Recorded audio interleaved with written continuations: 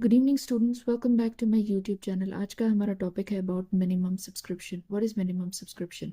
Basically जब companies ने capital raise करना होता है तो जनरल पब्लिक को एक इनविटेशन दिया जाता है कि कंपनी कैपिटल रेज करना चाहती है, आप जो है वो कंपनी में इन्वेस्ट करें। उस इनविटेशन को प्रोस्पेक्टस कहा जाता है। You could say it's like a piece of paper, prospectus. अब उस प्रोस्पेक्टस पे मिनिमम सब्सक्रिप्शन की रिक्वायरमेंट भी मेंशन होती है। मिनिमम सब्सक्रिप्शन की रिक्वायरमेंट बेसिकली ये होती है कि अगर 1 करोड़ कंपनी ने रेस करना है तो 90% कलेक्शन होनी चाहिए हर सूरत, यानी 90 लाख कम से कम जनरल पब्लिक की तरफ से रेज होना चाहिए। अदरवाइज सारा पैसा वापस करना पड़ता है जनरल पब्लिक को। इसे मिनिमम सब्सक्रिप्शन कहा जाता है। की फीचर्स के ऊपर बात कर लेते हैं। सबसे पहला वी हैव पर्पस। पर्पस ये होता है कि किस वजह से आपने पैसा रेज करना है। कोई ना कोई आपने प्रोजेक्ट स्टार्ट करना होगा, एक प्रोजेक्ट, दो प्रोजेक्ट, और उस प्रोजेक्ट को स्टार्ट करने का मकसद है कि कंपनी की प्रॉफिटेबिलिटी को इंक्रीज करना होता है। तो अब सबसे पहला पर्पस ये है कि इतना पैसा ज़रूर जनरेट होना चाहिए 90%, ताकि उसके प्रोजेक्ट के प्रीलिमिनरी यानी शुरू के जो एक्सपेंसेस होते हैं उन्हें प्रीलिमिनरी एक्सपेंसेस कहा जाता है। प्लस जो एक्सपेंस होता है आपका इशू करने का, इनविटेशन, वो भी एक्सपेंसेस कवर अप होने चाहिए।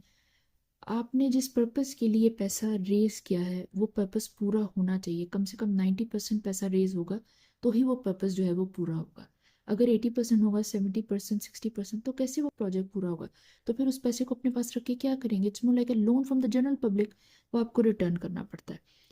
नेक्स्ट इज रिक्वायरमेंट की बात करें तो 90% रिक्वायरमेंट होती है। अगर 1 करोड़ कंपनी रेज करना चाहती है तो 90%, 90 लाख कम से कम रेज होने चाहिए।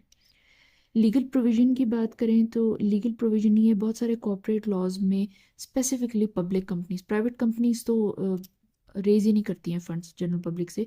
स्पेशली जो पब्लिक कंपनीज होती हैं उनको अपनी जो मिनिमम सब्सक्रिप्शन होती है वो अपने प्रोस्पेक्टस में डिस्क्लोज करनी होती है। ये लीगल प्रोविजन है, लीगली बाइंडिंग होता है, ये रिक्वायर्ड होता है। कंपनी बेसिकली ऐसे होता है कि आप अगर आपकी मिनिमम सब्सक्रिप्शन पूरी नहीं हुई तो आप फिर शेयर्स भी अलॉट नहीं कर सकते, प्रोसीड ही नहीं कर सकते आगे, आपका प्रोसेस वहीं पे ख़त्म हो जाएगा। Next point is applicability. जो पब्लिक कंपनीज होती हैं उनकी जो मिनिमम सब्सक्रिप्शन होती है वो हर हाल में पूरी होनी चाहिए। और जो प्राइवेट कंपनीज होती हैं वो तो इस तरह के प्रोसेस से ज़्यादातर गुजरती नहीं है। बहुत कम होता है कि वो फंड्स रेज करें, बहुत ज़्यादा कम। लेकिन वो ज़्यादातर छोटे, यू कुड से कि 5-6 लोगों को, 5-6 बड़े बड़े इन्वेस्टर्स तक टारगेट करती हैं कि वही उनको पैसा दे दें। इससे ज़्यादा नहीं, वो बहुत ज़्यादा जनरल पब्लिक की तरफ नहीं जाती।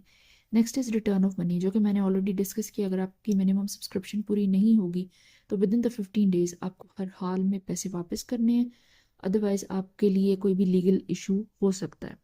The next is impact. Impact बहुत बुरा पड़ता है। इसका मतलब है कि जनरल पब्लिक ने किसी भी कंपनी को पैसा नहीं दिया क्योंकि कंपनी की प्रॉफिटेबिलिटी ऑलरेडी भी अच्छी नहीं है, या फिर कंपनी ने डेट बहुत लिया हुआ है। कंपनी की बेसिकली वर्किंग अच्छी नहीं है, उसकी मैनेजमेंट अच्छी नहीं है, उसके प्रोजेक्ट्स अच्छे नहीं है। पब्लिक को कोई ऐसी होप नहीं है कि फ्यूचर में कंपनी अच्छा करेगी, इस वजह से उन्होंने पैसे ही नहीं दिए। तो ये बहुत बुरा होता है। नेक्स्ट टाइम के लिए भी आपको बहुत इशू होगा, आप दोबारा प्रॉब्लम में आ जाते हैं। और आपकी जो शेयर वैल्यू होती है, स्टॉक की जो आपकी वैल्यू होती है, जो शेयर की जो वैल्यू होती है, वो इस तरह की जो चीज़ें होती हैं, इस तरह की न्यूज़ होती है, उनसे बहुत इफेक्ट होती है, बहुत नीचे गिर जाती है, जिसको रिकवर करना बहुत ज़्यादा प्रॉब्लमेटिक हो जाता है। बिकॉज क्या होता है, आउट ऑफ कॉन्टेक्स्ट बात है बट आई टेल यू, अगर ऑलरेडी जो लिस्टेड आपके शेयर्स हैं मार्केट में, स्टॉक मार्केट में, वो अगर उनकी वैल्यू बहुत गिर जाएगी तो इससे पैनिक आ जाता है मार्केट में। जिन लोगों ने होल्ड किए होते हैं शेयर्स वो और तेज़ी से सेल करने लग जाते हैं, बिकॉज उनको लगता है कि कंपनी दोबारा कभी उठ नहीं सकेगी और उनको बहुत ज़्यादा नुकसान हो रहा है। तो उससे और ज़्यादा नीचे गिर जाते हैं शेयर्स, और कोई ख़रीदने वाला होता नहीं है। तो इसका बहुत बुरा इम्पेक्ट पड़ता है कंपनीज के ऊपर। तो ये चीज़ होती है। इस तरह से जो है वो मिनिमम सब्सक्रिप्शन का कॉन्सेप्ट होता है।